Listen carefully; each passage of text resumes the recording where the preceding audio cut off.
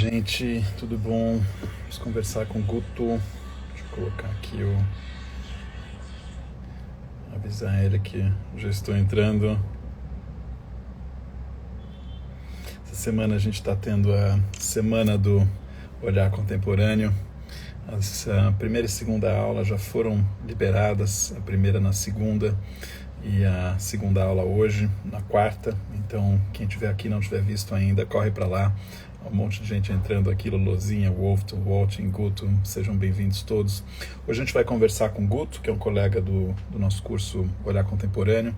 A gente está fazendo essas falas ao meio-dia, onde a gente conversa com os colegas, que é ótimo para a gente conhecê-los um pouco mais e articular também as trocas e as conversas quando elas acontecem em aula. As pessoas que estão aqui, que estão considerando se inscrever, estão fazendo o curso, podem também estão fazendo a semana do Olhar Contemporâneo e elas podem também ter ouvir de quem está. Alice, Bia, Ana, sempre fiel. Ana vai para o Guinness, está em todas as falas. E o Guto, lindas plantas. Tudo bom, Guto? Tudo jóia, João? Tudo bem. Obrigado aí pela disponibilidade para fazer essa conversa. Aqui, isso. Guto, acho que você talvez tenha assistido aí algumas dessas lives que eu faço com os colegas e tipicamente a gente começa com uma introdução breve, assim, de 1 ou 2 minutos para as pessoas saberem onde você está, o que você faz, de onde você fala, o que você estudou, alguma coisa básica assim, e aí a gente evolui um pouquinho para as conversas aí sobre olhar contemporâneo. Tá ok, tá ok. Então eu sou o Guto Amaral, eu estou falando de Betim, Minas Gerais. Eu formei em jornalismo, mas me encontrei numa sala de aula e sou professor há 20 anos. Paralelo a isso, eu sempre tive uma necessidade crônica de doses de criatividade na minha vida. Então eu sou escritor, tenho 2 livros publicados, o primeiro em 2011, o segundo em 22. E tenho projetos criativos, a gente faço saraus de poesia na Noite de Betim há 22 anos. Faço cerveja artesanal com sabores criativos. Trabalho dentro das minhas aulas, tenho o hábito de levar o hábito da criatividade e exercícios de técnica criativa para os meus alunos, para cutucá-los. E é isso. 42 anos, 2 filhos. Você está em Betim? Estou em Betim, Minas Gerais. Estou a 30 quilômetros de Belo Horizonte, na Grande Belo Horizonte aqui. Ah, tá. Se fosse mais perto, eu ia provar suas cervejas. Maravilha. Quando eu for a São Paulo, a gente marca, eu te entrego uma garrafa de presente. Eu vou adorar. Guto, puxa, que maravilha, trajetória ali, interessante. Qual que era o título dos seus livros? O primeiro livro, ele chama Tudo de Eu que há em mim, e ele é um livro que surge de uma cobrança do meu público. Eu começo a fazer sarau para interagir com a noite, primeiro sozinho, interagindo com a linguagem da noite mesmo, com o cara que está no bar e que não necessariamente quer ouvir poesia, mas tentando negociar isso com ele. Depois eu trouxe alguns amigos músicos, a gente foi crescendo. Nos últimos anos a gente conseguiu ter projeto de lei de incentivo à cultura, então eu consegui banda, a gente conseguiu uma proposta melhor. E um dia me falaram, cadê a tua obra impressa? Que a gente te vê falar, mas cadê a tua obra impressa? Aí eu fiz o primeiro livro e chamei ele de Tudo de Eu que há em mim. Bacana, e ele entra 20 anos de produção poética nele, uma grande coleção. E o segundo? O segundo, eu ficava 3 anos sem escrever, aquele processo bem do artista de quando você termina uma obra, parecia que está vazio, parecia que você pôs tudo para fora, assim. E eu fiquei 3 anos sem criar nada. E aí eu resolvi entrar numa aventura doida, quase suicida, que foi a de escrever todo dia por 1 ano. Então eu me propus a escrever um conto por dia por 1 ano. Não consegui o ano inteiro, mas terminei o ano com 258 contos. E desses 258 eu publiquei 100 numa obra. e chamei ela do Grande Tratado das Pequenas Verdades. É um grande tratado de 100 pequenos contos, 100 mini contos, e que falam de pequenas coisas da vida, com um olhar muito poético. É uma prosa que remete muito à minha primeira obra, porque a minha estrutura é da poesia, mais do que da prosa. Então, são mini contos bem poéticos, assim. Poxa, que jornada. Eu acho difícil escrever um. Mas foram construções que tiveram um processo criativo por trás, né? A gente falando de arte, eu estudando arte com você vê muito claramente que a arte não é sentar um dia e fazer alguma coisa, né? A arte tem a ver com uma discussão, com um diálogo, com um processo criativo e que vai se consolidando. Então, os livros, quando saem, eles saem com uma naturalidade, porque eles são fruto de um processo. Sim. E não de sentar um dia e começar a escrever uma história e achar que ela vai virar um livro. Sim. Sim. E aonde entra, como você descobriu o curso ali, o Olhar Contemporâneo, o que te fez decidir se inscrever? Eu tenho a necessidade da criatividade. Eu preciso de doses de criatividade. O trabalho do dia a dia, ele tende a nos ir entorpecendo, né? A gente vai perdendo um pouco do prazer mesmo de cada dia, de cada manhã, de levantar. E eu estava num momento muito complicado da minha relação comigo mesmo profissionalmente, de insatisfação, e eu precisava de uma coisa que mexesse comigo. E eu gosto muito de arte, sempre acompanhei muito arte. Então, eu não conhecia o Olhar Contemporâneo, mas eu acompanhava outras páginas de arte que acabaram triangulando, e aí o Instagram entrega para mim a primeira propaganda do Olhar Contemporâneo. Eu fui, assisti as 3 aulas, gostei, e fui o segundo da minha turma a comprar. Fui lá o segundo. Eu não fui o primeiro porque demorou para carregar. Eu ia ser o primeiro a comprar. Quando eu abri o carrinho, eu fui o segundo. Você estava o quê? Às 6 da manhã lá no 5h55? Eu levanto, eu sou professor, né? Eu tenho que estar em sala de aula às 7. Então o meu horário normal é 5h40, 5h50 eu já estou de pé. E aí comprei, era tipo 6h04, 6h05, mas alguém foi lá antes de mim e já tinha comprado. Boa, boa. E como o que te impactou até agora, ou em termos de artistas e obras? A gente já fez 4 aulas, né? O curso ainda está num início, né? Eu sou daquela turma que está na primeira perna do curso ainda. Eu gosto muito da ideia de que a gente sai do óbvio de analisar a obra propriamente dita, né? Acho que a forma como você gere o processo, que é entrando mais com informações do processo criativo e do artista do que necessariamente da obra, ela faz sentido para mim. Porque a arte contemporânea, na minha opinião, e nas minhas dificuldades de compreensão, ela por si só, às vezes, ela não tem os elementos da compreensão, não estão colocados nela. É preciso compreender o movimento estruturado que gerou aquilo. É preciso compreender os outros passos anteriores, as discussões que estão sendo levadas. E aí sim a gente consegue entender algumas obras que, de outra maneira, as pessoas batem o olho e falam, não gosto, não quero. Não... Porque não é sobre a estética do que está colocado ali simplesmente. É sobre um processo de debate e construção social, né? Então eu gosto da forma como essa construção social é trazida para as aulas. Ainda que nem sempre ela flua bem, mas ela está sempre proposta ali, né? Sim, sim. Alguma obra que tenha te marcado mais? Eu, por ser professor, né, a aula sobre o trabalho do Lemes lá me marca, né? Aula de arte, não?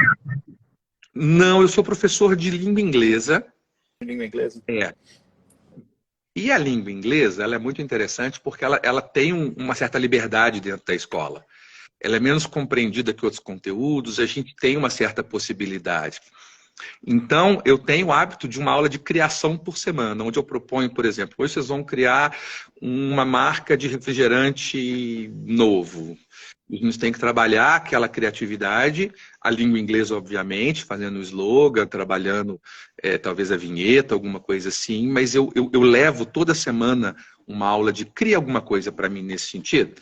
Vamos explorar isso aqui? Olha o que foi feito. Assiste esse desenho e cria alguma coisa em cima disso Que para mim. bacana. E eu tenho esse espaço na escola, dentro da estrutura do bilíngue, do ensino bilíngue, eu ganho esse espaço para entrar com esses projetos. Então, isso me... Eu gosto disso e isso me alimenta para gerir as outras aulas, assim, da semana. Sim, sim. O trabalho do PEP é impactante nesse sentido, e a gente ainda fez a aula do PEP nesse período aí, né, onde as escolas estão sendo... Isso, né, atacadas, exatamente. O Cripta de Jean também, a última aula, eu tinha acabado de chegar da exposição dos gêmeos. A exposição dos gêmeos está em Belo Horizonte, na CCBB, está em Belo Horizonte. E lá na exposição tem não só, como uma exposição um pouco maior, não tem só o lado famoso, os grafites famosos. Tem o trabalho deles de letra, o início deles, que já era mais conhecido como grafite do que propício, né? Mas tem o início lá no começo, eu acho legal. Aí logo depois vem a aula do Cripta e eu achei uma conversa legal. A invasão da Bienal, né? Eu gosto mais das obras estilo A Invasão do Bienal, porque eu acho que a mensagem me toca mais do que a estética. Sim. Né? Então, assim... É curioso como a gente talvez pudesse até dividir as pessoas em dois tipos, né? Porque tem para algumas pessoas realmente, né? A gente fez uma exposição aí do Cripta de Jean, foi em 2016. E algumas pessoas chegam assim falando, olha, a arte é o que está na rua, esquece o que está na galeria. E outras pessoas é o contrário, o que está na rua não é, isso é bagunça, não sei o que está na galeria é arte. E as poucas pessoas apreciam assim os dois, né? E é interessante como elas têm um sentimento muito forte em relação a um ou ao outro. É essa questão que a gente estava falando, assim, existe uma construção do simbólico, uma construção do que é aceitável e não, do que é alto e que é baixo, popularesco ou elitista, que é uma discussão que permeia séculos de construção, né? O samba era só barulho, né? Alguém teve que validar esse samba, porque até então era só uma população pobre batucando, porque não tinha instrumentos para fazer ópera, que é a verdadeira arte, né? Então, não sabia o italiano, porque a ópera tem que ser em italiano, senão não é ópera. E aí você vai construindo isso. Eu fiz um pouco de comunicação, eu fiz comunicação social na faculdade, né? E eu estudei um pouco dessas questões. E uma questão que sempre teve presente comigo é essa ideia do que valida a alta arte e a baixa arte, né? Quem é que tem essa chancela e que valida? Porque alguém chancela. Não é um movimento orgânico, natural, expressivo e social. Alguém um dia virou e falou assim, tá bom, vou aceitar que esse cara entre no meio. Né? Alguns até tentam arrombar a porta, mas, historicamente falando, se alguém não abre a porta, se não há uma chancela, ele vai ficar do lado de fora. Ele vai bater e vai continuar do lado de fora. Né? Então, quando você vê lá a Galeria Francesa, que me falha o nome agora, que leva o trabalho do Cripta de Jean e coloca ele na fachada dela, Sim. É alguém que está chancelando e falando assim, vocês podem até não gostar, sai de vocês. E eu reconheci como arte e vou bancar essa escolha minha. Sim, sim. Acho que o Juca Ferreira foi um personagem importante nesse sentido em São Paulo, quando os pichadores invadiram a Bienal e depois na Bienal seguinte ele foi lá e falou, não, eles têm que entrar pela porta da frente. Agora é uma expressão que deve ser numa posição de Secretaria da Cultura, né? Então, acho que Agnaldo Farias e Moacir dos Anjos, né? O Moacir dos Anjos foi lá e colocou no Museu da Língua Portuguesa, o picho do lado de Mira Schendel, do lado de uma série de outros, Carmela Gross, de grandes artistas. Né? Então, acho que às vezes tem um indivíduo, assim, a gente vê eu tenho um livro ótimo, que talvez você goste, que chama-se Os Profetas da Arte. Deixa eu ver se eu tenho ele aqui perto. Tá mais para cima aí. Não, tá aqui. Os Profetas da Arte? É. Legal. e o The Art Prophets. E são biografias breves de 1, 2, 3, 4, 5, 6, 7, 8, 9, 10. São biografias breves de 10 caras aí, marchands, acho que sobretudo marchands, deixa eu ver aqui, o The Artists, Dealers and Tastemakers, né? Eles descrevem como tastemaker, né? Alguém que faz o gosto. Sim, tastemakers, E aí descreve mais ou menos uma breve, sei lá, 20, 30 páginas da história de cada um e como eles foram decisivos no caso da arte pop, da arte cômica, da arte do pôster, da arte nativa americana, da cerâmica, da fotografia, da arte de rua. Então é uma... eu entendo que ninguém que criou teve um acesso fácil inicial, né? Sim. Quanto tempo até o Andy Warhol virar o Andy Warhol? Sim. Quanto tempo ele era só um artista sem noção, brincando com cores, com fotos, né? A provocação sempre teve aí, né? Veio da publicidade. Veio da publicidade, né? O Andy Warhol, né? Então devia ter uma resistência. Paulo Leminski chega na poesia, mas não é poeta, até ele conseguir entrar e desfazer a visão e etc. Então, tem que haver um movimento. Só que, de tudo que me encanta no potencial dos tempos modernos, o que mais me encanta é a possibilidade de dinâmicas mais fluidas, de coisas que acontecem mais rápido, assim, né? Talvez não surja nenhum grande cânone da arte dos próximos anos, mas vai surgir 100 vezes mais artistas do que surgiram no tempo anterior. Eu acredito muito nisso, né? Nós estamos vivendo um mundo da proliferação da ideia e não da formação do cânone, do idolatrado, né? E isso é muito bom para a sociedade, porque é preciso espalhar, dividir, conquistar, levar para todos os cantos, democratizar. Acho que hoje não se aceita mais essa ideia de um cânone, né? Né, se alguém falar um cânone, ele só bom, isso para você, né? Para mim é outra coisa. E é bom que seja assim, porque esse cânone, ele limita o resto do processo. Ele impõe uma visão e limita o resto. Sim. Né? Eu estava passando, a gente até passou por uma discussão dessa na Fabiana da Lei de Incentivo, Fabiana Faleiros, que é essa questão ainda desse certo e errado, né? Desse ideia de que ou é muito bom ou é muito ruim, ou é arte ou não é, né? Ou é feio ou é bonito, né? E essa discussão é uma discussão que foi central na nossa história nossa cultura, né?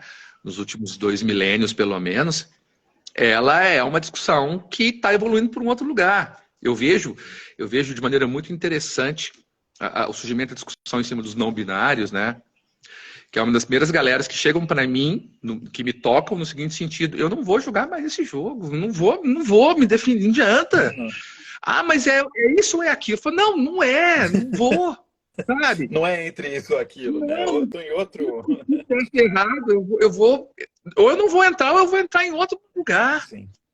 Então, discutir a obra desses artistas que a gente falou, seja do Cripta Djan, seja da Fabiana Faleiros, seja do Pepe Lemes, no sentido de feio ou bonito, é tomar uma visão muito rasa. Isso está muito claro, até dentro do próprio sistema, né? Se você pega a Fabiana Faleiros e o Pepe Lemes, especificamente, eles são muito validados institucionalmente. Assim, você vê o Pepe Lemes estava na Pivô, que é um centro super bacana em São Paulo e tal, e você pega a Fabiana Faleiros, o que ela tem de reconhecimento acadêmico e institucional é Bienal de Berlim, é Capacete, é Pivô, ela tem um monte de coisa, é Pinchuk Arts, ela tem um monte, o currículo dela, assim, do ponto de vista institucional, é incrível. Mas quando entra na ótica do mercado, o mercado ainda não entende um pouco assim a obra dela, né? Então, dentro do próprio sistema, dentro do sistema que é validado e muitas vezes frequentado pelas mesmas pessoas, entra numa parte do sistema e não entra na outra. Sim. Então fica claro assim um pouco como você tem diferentes concepções aí, né, do que é arte, do que é beleza, do que é aceitável ou não. E o Constandular, né, para muita gente, uma vez eu falei, me analisa essa obra do Constandular, a pessoa falou, mas eu estou vendo um site. Eu falei, mas a obra é o site. É, é porque ainda existe uma ideia, uma construção de que há um certo e um errado, de que há um nobre e um baixo, né? E De por que as pessoas querem tanto essa chancela? Por que não basta seguir com a sua criação e tudo? Por que as pessoas, a gente fica tanto atrás de alguém que chega e fale isso é arte? Na minha opinião, isso vem muito dos momentos que a gente vive, né? A gente vive um momento de extrema fragilidade do ser, né? Um monte de ego inflado, gritando, mas uma fragilidade interna do mundo, né? As pessoas, elas buscam e buscam a cada dia mais alguma forma de validação. Eu vejo isso desde a escola. Quando o meu aluno sabe a resposta e me pergunta assim, mas é isso mesmo? Ele precisa que alguém valide alguma coisa para ele. Não basta eu me achar bonito, né? Eu tenho que postar foto lá na academia e o povo tem que curtir para mostrar que não basta eu me achar inteligente, eu tenho que ter um respaldo. O respaldo externo ele é muito cruel, né? Porque ele me põe sempre numa posição de dependência. Dependência de um sistema, dependência de um... Eu acho, inclusive, que esses artistas que chegam num ponto maior, eles têm que ter um respaldo interno muito forte. Eles têm que garantir a obra deles, apesar de, né? Sim. Porque, de novo, se o Crypto de Jean tivesse dado ouvido para as primeiras análises artísticas da obra dele, ele talvez tivesse voltado para o muro da rua e achado que não era para ele, né? Sim. Teve muita resistência, né? É curioso esse paralelo que você faz com a questão da academia, né? Como não é só na arte, né? As pessoas, a gente quer uma validação, né? Não basta se achar bonito ou estar em forma, a gente quer que as pessoas reconheçam isso. Não é só na arte, né? Porque às vezes eu me pergunto, né? Por que a gente fica tanto atrás desse? Por que apesar de já estar descentralizado, apesar de não ter mais uma opinião única que vale, apesar de não ter mais um ideal de beleza, por que a gente espera que alguém que tem o poder vá lá e fala isso é arte? E uma vez que falem, a gente muitas vezes as pessoas querem sair né? Uma vez que alguém do sistema, do mercado, da instituição, da academia fala isso é arte, a pessoa fala, não, mas eu quero subverter isso, não quero ficar só nesse... Mas aí, essa é a principal armadilha do sistema que a gente estava falando. O sistema dualista, ele pressupõe que você concorde ou discorde dele. Então, eu quero que a academia me reconheça para eu poder virar e falar assim, tudo bem, agora eu estou fora. Agora eu vou ser diferente. Agora eu vou anarquizar o meu sistema. Mas eu quero que ela reconheça que eu estou saindo fora, que eu estou anarquizando o meu sistema. Né? A construção do feio enquanto oposto do bonito, né? E não de um artigo ou de outro, de uma validação ou de outra. Eu acho que ir à academia, buscar uma validação para depois sair da validação é o mesmo processo. É a armadilha do processo. É onde a pessoa acha que está fugindo, né? Porque assim, aí que o... É pela oposição, mas aquela ainda é referência. Né?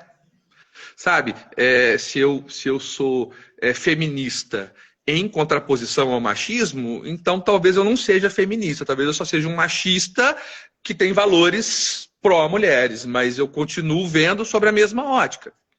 Sim. É daí que eu volto naquela ideia de que o não binário me abriu o olho para uma outra realidade. Sim. Onde alguém virou e falou, não, eu não vou ser e nem vou dizer. Eu não sou a favor e não sou contra. Eu vou... Né? Eu acredito muito, João, que a nossa percepção, a nossa cultura, ela se dá por camadas. Então, quando você me apresenta a obra de um artista pela primeira vez, eu vejo só a camada externa dele. À medida que você fala um pouquinho da obra dele, eu tiro aquela primeira camada e vejo o que está por baixo dela. E se eu me aprofundar no debate que ele faz, eu vou tirar várias camadas, eu vou achar várias camadas sutis naquela leitura, né? Mas ninguém consegue ir direto para a camada última. Eu vou sempre começar em algum momento das camadas inferiores. Sim. Né? Ao que eu estou vendo é um picho. É um picho, não vai deixar de ser um picho. Agora, se ser picho é ruim ou bom, já é um juízo de valor. E esse juízo de valor já tem que ser discutido. Sim, sim. É curioso esse negócio do binário, né? Que até você deu o exemplo dos pós-binários e a gente falou do binário de tá dentro ou estar fora do sistema, né? Que com essa, alguém citou aqui essa questão dos 3%, né? Por muito tempo eu divulguei o curso sem falar em 3%. Eu falava, vamos democratizar a arte, vamos dar alcance, pela arte vamos desenvolver competências de cidadania, né? Eu tive várias narrativas. E de alguma forma, aí até que chegou alguém e falou assim, puxa, mas né, eu tenho essa psicologia binária de fazer dentro ou fora. E eu falei, mas isso não faz muito sentido para mim. Para mim, falar em democratizar a arte, falar em cidadania pela arte, em estudo da arte, em arte contemporânea para todos, eu tinha uma série de narrativas. Mas a coisa decolou e ganhou escala quando eu comecei a falar a história dos 3%. Mesmo sendo algo né, que a gente pode né, questionar e tudo isso, que a psicologia das pessoas funciona assim, né? Essa coisa de Funciona. estar dentro ou estar fora. Né? E se você não coloca, a gente está tão programado para isso, que se você não coloca essa referência binária, ou dentro ou fora, as pessoas ficam perdidas e funcionou que nem um imã. Quando eu comecei com essa dos 3%, de repente uma multidão começou a vir a se inscrever no curso. E é curioso, porque eu nem fazia questão disso, mas é uma coisa que funciona. E aí o que acontece? Apesar de ser algo que talvez eu não acredite tanto profundamente, é algo que me entrega a minha missão, que é democratizar a arte. Sim. Te atrai as pessoas para que você possa falar de que Exato. 3% não é tão relevante assim, de que a coisa é muito maior do que isso. Uma vez que elas estão perto, mas elas nem chegam perto. Quando eu falava em democratizar a arte, arte para todos, elas nem chegavam perto. Quando eu comecei a falar dos 3%, todo mundo chega perto. Aí eu explico. E elas questionam, eu falo, bom, agora é ótimo. A gente está aprendendo a pensar. Porque, no fundo, uma grande parte da sociedade não quer democratizar essas coisas ainda. Sim. Eles querem ser elite. Sim. Eles querem se colocar no lugar da elite. Quando eu falo, ó, a primeira pessoa que eu contei que eu estava fazendo um curso de arte contemporânea me perguntou assim, você ficou rico? Aí eu falei, não, não fiquei, não. Mas eu brinquei, mas já estou me preparando, porque no futuro, quando eu for, eu já vou ter saber onde investir. Mas a primeira pergunta que fizeram foi, você ficou rico? Eu falei, não fiquei rico, não. A percepção, né? A percepção que tem. E eu escuto, a gente tem uma circulação grande ali, a nossa divulgação, e a gente tem os mais diversos comentários, né? E tem gente que fala, puxa, esse cara falando de arte contemporânea certamente é um comunista, né? Porque na arte, muitas vezes, né, o pessoal de arte contemporânea é visto como alguém que vai desconstruindo todo o status quo, né? Então, eu recebo muitos desses comentários. Aí tem um segundo grupo de comentários que eu recebo e fala, bom, certamente esse cara é de direita, neoliberal e tudo, porque a arte é um jogo de elite, é um jogo caro. Então, eu vou do comunista ao liberal, passando pelos evangélicos que acham que eu sou degenerado e que ficam me mandando salmos. Bom que você toca todos os grupos, você atinge todos os grupos. E tem um grupo interessante que é absolutamente resistente à ideia de que possa ter vida inteligente hoje. É curioso, assim, né? Quando eles falam, Van Gogh é Van Gogh, Da Vinci é Da Vinci. Mas você falar que tem gênios hoje como eles, não aceito.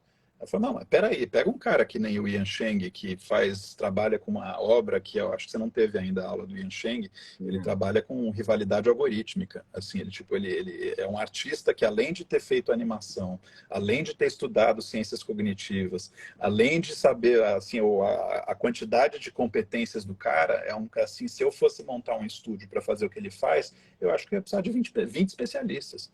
O cara faz sozinho. Então, se você pegar eu não acho que ele deixa, se for realmente comparar igual com igual, acho que teria que, talvez, para simular isso, ou é impossível, ou precisaria de um estudo científico maior.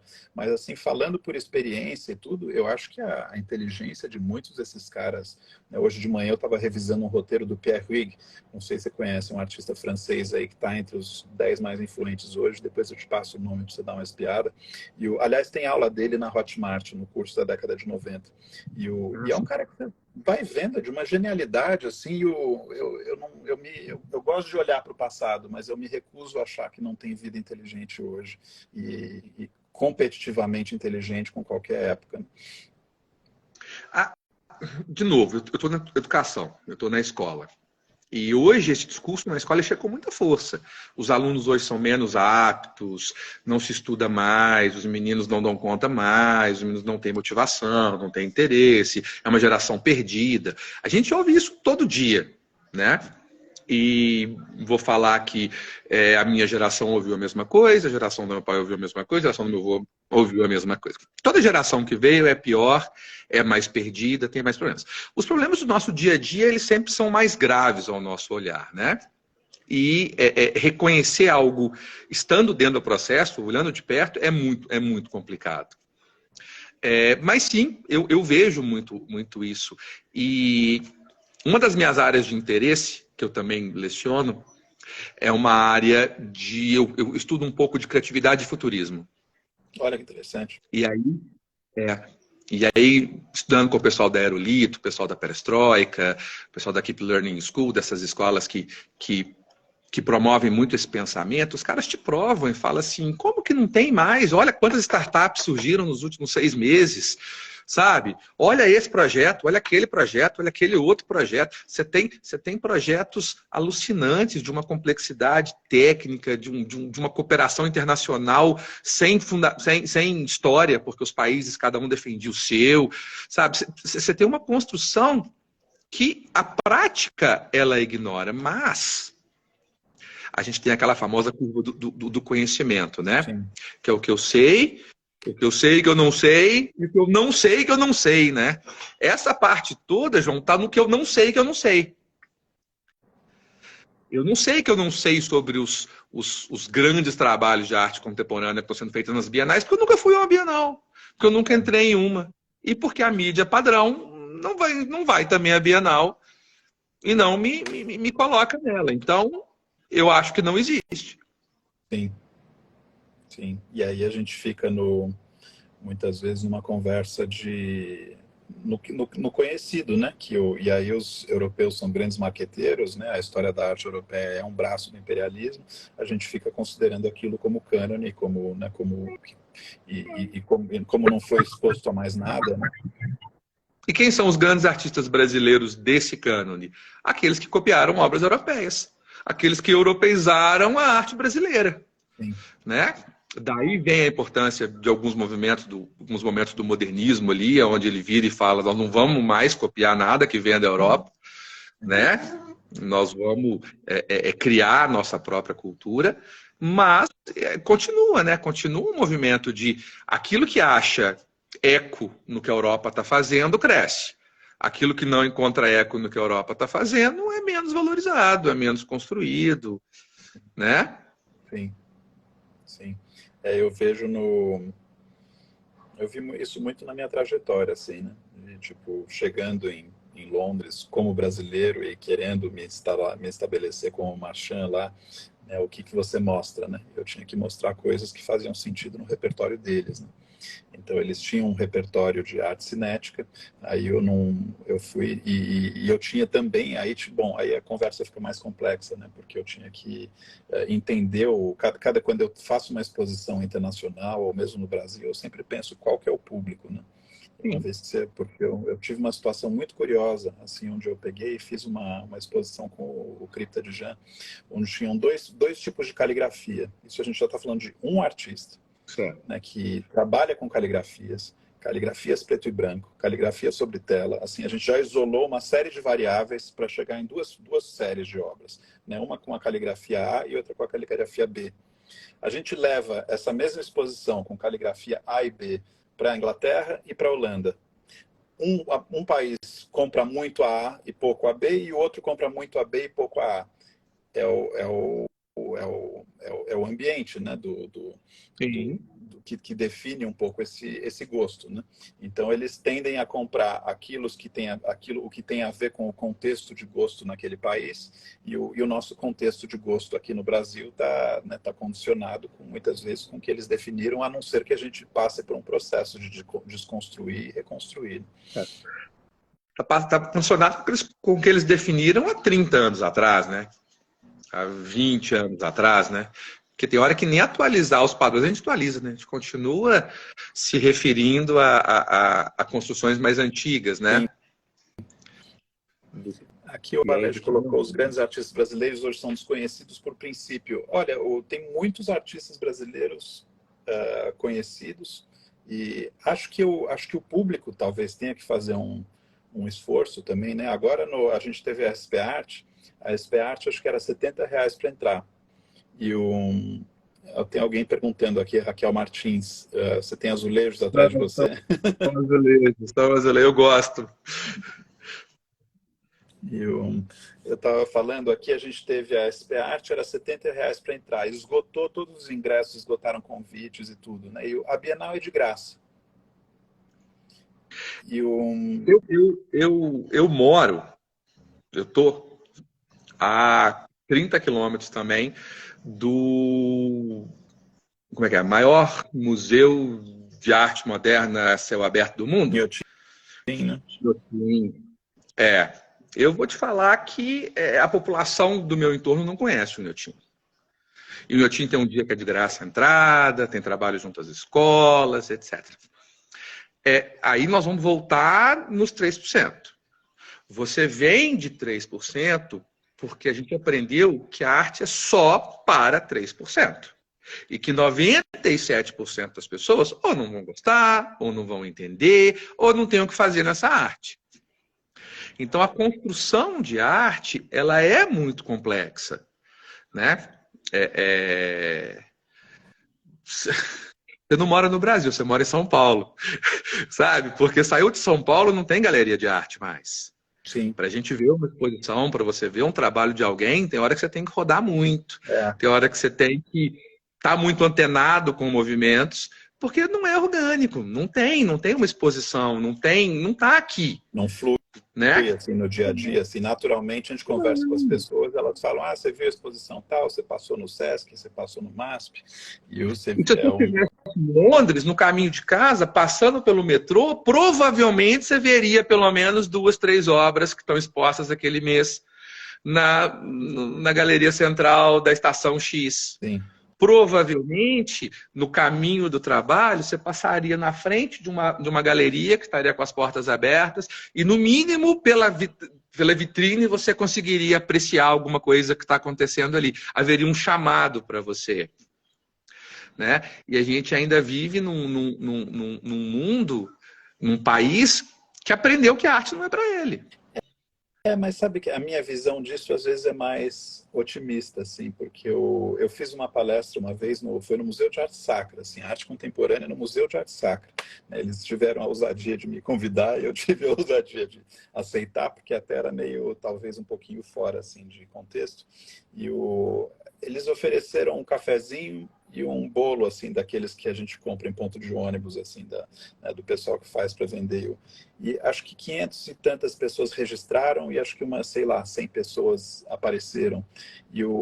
Então, eu acho que tem esse argumento que você fala, né? Acho que o brasileiro não aprendeu, ele pode estar do lado de Inhotim e não ir para Inhotim, acho que isso é um fato, mas acho que também é um fato que a gente está num país que tem uma das tradições culturais assim mais ricas, se a gente pensar, é a primeira Bienal, é a segunda Bienal depois de Veneza, acho que a maior coleção, né, de arte europeia no hemisfério sul, é bossa nova, é samba, é culinária, é arquitetura, com Niemeyer, com Lúcio Costa. Então, acho que tem às vezes eu faço assim palestras muito pouco, né? Até esse curso eu já cheguei a ter tipo 10 mil pessoas por mês vendo a Semana do Olhar Contemporâneo. Olha só. Né? Então é uma coisa eu falo com uma amiga, às vezes o pessoal na Europa, eles falam, nossa, para atrair 10 mil pessoas para ver um curso aqui não é tão fácil, porque o brasileiro se você fizer uma provocação, ele vem. Então né, acho que coexiste esses dois argumentos. Sim. Concordo com você, acho que um não anula o outro, não. Ainda vejo que a nossa população foi ensinada que a arte não é para ele. Mas vejo que ela tem fome, né? Que ela está disposta a mudar isso, que ela consegue ressignificar isso rápido, né? Essa alegria do brasileiro, essa disponibilidade que ele tem de se envolver, de consumir, de etc. Acho sim, concordo com você, mas volto no ponto das portas se abrirem, né?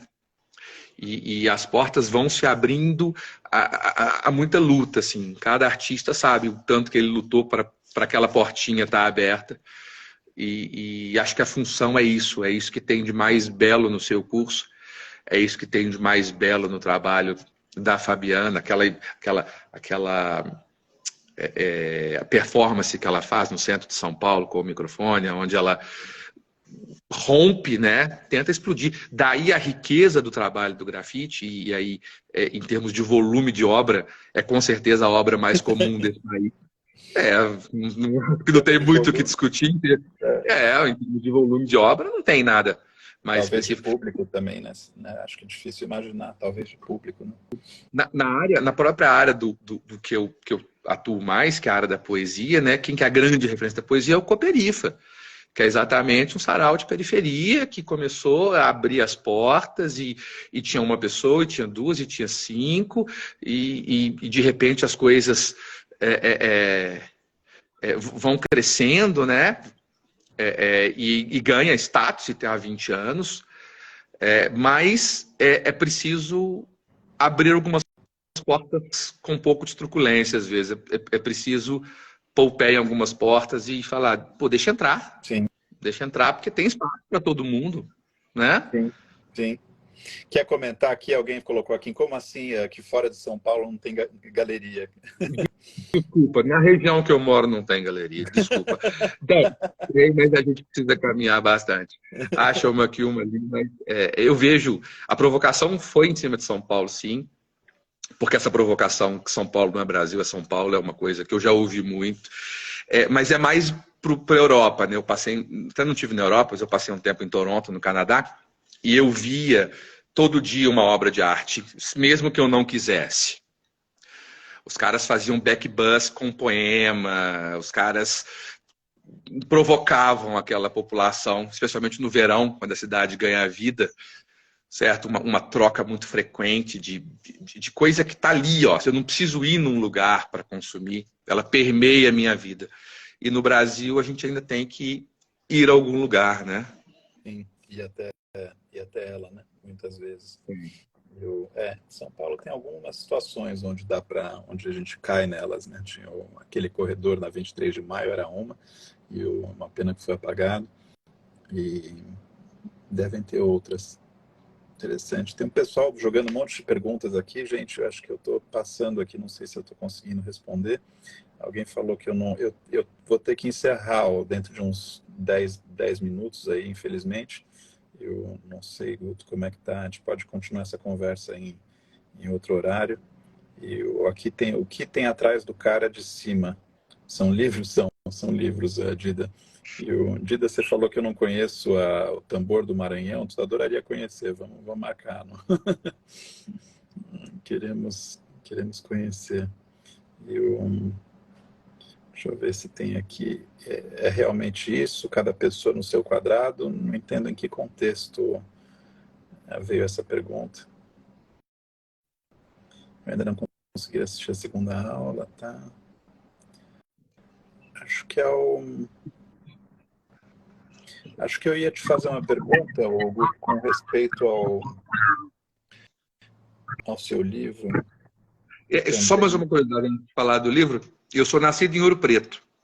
Então, na verdade, olha que glória. Então, cercado de arte. Eu nasci cercado de arte, assim, apesar da fala de que não tem hora que não tem, que é difícil achar, mas na verdade eu cresci cercado de arte. Os livros, o primeiro de poesia e o segundo são contos, né? São construções. Então, eu tenho uma pergunta específica do seu livro, porque você fala tudo de eu que há em mim. E às vezes eu me pergunto, acho que parte do processo ali do curso do Olhar Contemporâneo e da minha própria trajetória assim, do Olhar Contemporâneo é encontrar, identificar, acho que você tem um título feliz, é interessante, é identificar o que de eu há em mim, porque a nossa identidade é tão apropriada, né, como os nossos amigos aí. Eu estou com 2 colaboradores trans no time agora de pesquisa, né, e eu acho que o sistema, e isso é só um exemplo na área de gênero, né, essa apropriação do sistema da nossa identidade acontece de várias formas, né. Hoje de manhã eu estava estudando sobre a questão da visão de mundo, né. Essa ideia de que o futuro para nós é um lugar com muita tecnologia, né, se apropriaram da nossa imaginação, para que a gente imagine o futuro como algo que tem muita tecnologia. O futuro pode ser um monte de coisas, né? Então já é algo que não é meu, mas que estava em mim até eu ganhar essa consciência e desconstruir, né? Então eu ia te perguntar sobre esse processo, de identificar o que é seu, né, e que está em você, em relação ao seu livro, em relação ao estudo da arte contemporânea, como é que você usa a arte para ir identificando o que é o quê? Eu parto do pressuposto, e eu acredito muito, que é muito difícil que a gente consiga acessar o objetivo de um processo de arte, né? Então eu tenho que entender que necessariamente o que eu estou vendo é a minha versão da obra que está sendo colocada na minha frente. Então eu não consigo ver de verdade a obra do Pepe Lemes. Eu vejo a minha versão da obra do Pepe Lemes. E no Pepe Lemes, especificamente, que é professor e que trabalhou com escola, eu coloco ali 20 anos de prática escolar, frustrações, né? Vamos explodir a escola? Eu entendo. Eu tenho que entender que está tudo ali. E eu não sei se é possível e nem se seria interessante filtrar muito do eu que há em mim. E acho muito mais interessante perceber como é que os meus filtros funcionam, né? Então, o que é que eu vejo a partir daqui?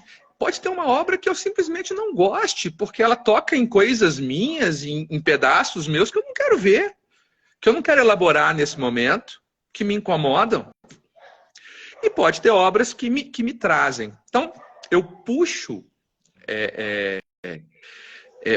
daquilo que eu vejo, daquilo que eu trouxe em mim, que são os meus valores, a minha formação, a minha forma de ver o mundo, o nascimento em Ouro Preto, as brincadeiras de infância, a construção das leituras, da escrita, dos processos.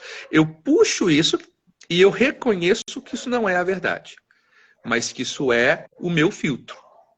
Então, o que eu há em mim? Um filtro. Um filtro que me permite ver coisas e não ver outras. Que me permite valorizar pontos e talvez me incomodar com outros. Né? Sim. Sim. Mas até você identificar esses contornos, né, do que é desse filtro né, que é importado e o que é original, né, ou é elaborado, né? Mas aí eu volto na construção do livro. O livro foi construído como uma cobrança de um público que me acompanhava em alguns saraus e que queria ver o meu trabalho no papel.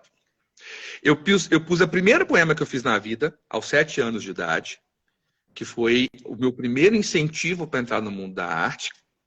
A escola que eu estudava, 7 anos, né? A escola que eu estudava fez uma obra de final de ano com os alunos, cada um ganhou uma página para fazer. É um projeto realmente comum. E eu fiz um poema, e eu lembro que ao final do dia do lançamento, o pai de um colega veio me cumprimentar. E ele veio com o meu poema, leu perto de mim, deu uma grande gargalhada e falou: adorei o seu poema, e apertou a minha mão. Aquele dia eu virei artista. Aquele dia eu virei e falei assim: poxa, peraí. Tem alguma coisa que massageou o ego e ao mesmo tempo provocou e me deu vontade de pensar. E aí eu pego a partir desse poema e seleciono poemas das fases que eu passei na vida. Poemas de adolescência, poemas de pós-adolescência, poemas de posicionamento no mercado de trabalho. Eu construo um poema e puxo esse tudo de eu que há em mim muito mais como a minha história do que como essa construção que hoje eu tenho do filtro, né? Sim. Inclusive, ele já começa com um poema na capa. Eu fiz uma diagramação e uma configuração diferente. E eu começo com um poema na capa. E eu falo que é o único livro que você pode comprar pela capa. Pode julgar pela capa, porque você não vai estar muito longe da realidade, não. Interessante você ter mapeado nessa subjetividade aí, essa evolução a cada estágio, né? Eu tenho um pouco isso pelas perguntas que eu me faço, assim, eu tenho as perguntas, isso mais, né, eu acho que talvez eu tenha na área pessoal, assim, também, né, eu tenho uma série de anotações e tudo, mas eu tenho organizado as perguntas que eu me faço sobre arte desde criança, porque elas foram mudando, né? Acho que quando eu era criança eu falava, nossa, mas tem 2 pretos ou tem um preto só? Ah, nossa, aquele artista tem 26 pretos, aquele outro tem tantos pretos. E como é que daí eu entrava um pouco nessa parte química, nessa parte de como é que a tinta é feita. Então foi aqui que estão perguntando qual é a marca da minha câmera, porque eu quero que a imagem fique bem visível, assim como a sua. O som do cara baixo tá bom, qual é? Nossa, é um telefone, ou na verdade não é nem uma câmera, é um telefone, Dida, mas que bom que está funcionando. Então é interessante esse processo essa tua relação com a escrita e como isso ajuda aí no reconhecimento dos filtros. Eu me fiz na escrita, né? Ninguém escreve poesia porque quer, né? A gente escreve poesia porque precisa. Porque se não escrever, explode. Então, a gente constrói...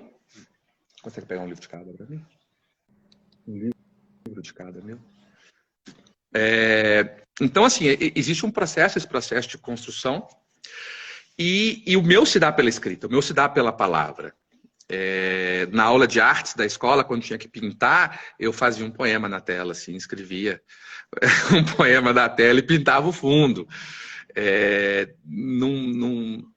Não me apelava nessa fase a criação do visual. Eu sempre criei com palavras, assim. E esse processo de construção, ele marcou, né, essa história e está sempre me acompanhando, né? Dentro dos processos, eu tento ao máximo fazer isso. Então, esse é o Tudo Dia Que Há em Mim. Ah, olha só, já tem o poema na capa, como você falou. Eu consegui um artista plástico genial que deu o tom dele, a diagramação, um traço bem provocativo, sim, né? Esse livro está esgotado, estamos pensando na republicação dele, e esse é o novo, foi lançado na Bienal do Livro de Belo Horizonte no ano passado, que é o Grande Tratado das Pequenas Verdades, que é o livro de contos que eu fiz pela autografia. Máximo. São esses 2. Guto, E já estou pensando no terceiro. Que máximo. Vamos marcar, a gente marca uma continuação aí dessa conversa, tem muito assunto. Claro, foi um prazer.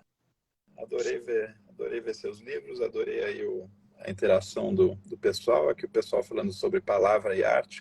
Acho que tem muitos, essa Precious Okomoyon, essa artista de quem eu falei num dos reels aí que eu postei, que faz esse trabalho com natureza, também é uma poeta, né? E você entra num ambiente que ela fala foi concebido como um poema, isso é muito, muito interessante. E, bom, acho que eu queria agradecer o Guto pela super conversa interessante, a gente marca aí uma continuação. E queria agradecer a todo mundo que está aqui, que acompanhou até agora. Essa semana a gente está tendo a Semana do Olhar Contemporâneo, onde a gente tem as aulas gratuitas aí para quem quiser conhecer o método. É só clicar no link na bio enfim, ver os vídeos. E sigam o Guto, aí um trabalho interessante aí pela conversa, acho que deu para ver. Sigam a gente no Olhar Contemporâneo. E amanhã, meio-dia tem mais. Obrigado, Guto. Obrigado, pessoal. E continuamos aí numa próxima. Se quiser falar alguma palavra aí de fechamento, Guto. Não, então vou fazer o seguinte, como eu trabalho com Sara, eu vou ler um pequeno poeminha para você, que é o poema da capa do livro. Ele fala o seguinte: peguei o lápis, a caneta, tomei o tinteiro, a pena afiada, tentei o astrolábio, a luneta, corri a evidência, a matemática aplicada, mas foi o carvão que me socorreu, que me demarcou. Então, o formão, a talhadeira, arrancaram desse ébrio granito, esses versos cinzentos, esse matraquear aflito, que me tirou do poço escuro, e revelou ao meu espelho tudo de eu que há em mim. Bravo. Guto Amaral. Valeu, João. Boa, Grande obrigado, abraço. Guto. Até mais, pessoal. Até mais.